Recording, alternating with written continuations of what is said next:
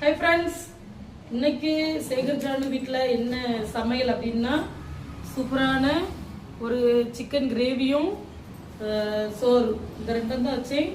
வேற எதுவும் சமைக்கல. ஓகேவா? அதாவது நம்ம வந்து புதுசாக சகாயம் டெக்ஸ் வந்து ஓப்பன் பண்ணியிருக்கோம், அப்படிதானே? அதை வந்து எங்கள் வீட்டில் நேற்று தான் சொன்னேன், பார்த்துக்கங்க.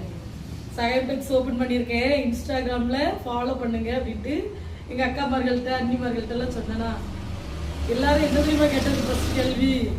அதுவா, எப்படி அது வந்து டவுன்லோட் பண்ணணும், இன்ஸ்டாகிராம் எப்படி ஓப்பன் பண்ணணும் அப்படின்ட்டு கொஸ்டின்.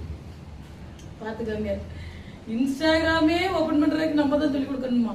இதில் என்னைக்கு சகாயம் டெக்ஸை ஃபாலோ பண்ணி என்னைக்கு சாரி பர்ச்சேஸ் பண்ணேன் சொல்லுங்க?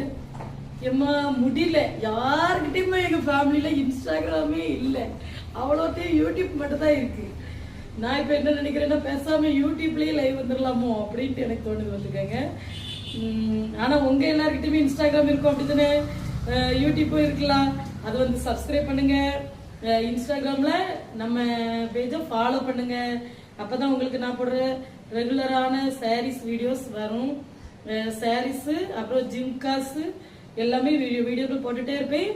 நீங்கள் பார்த்து பை பண்ணிக்கோங்க. ரொம்பவே பட்ஜெட் ஃப்ரெண்ட்லியாக அஃபோர்டபுள் ப்ரைஸில் தான் நான் வந்து கண்டிப்பாக கொடுப்பேன். ஓகேவா?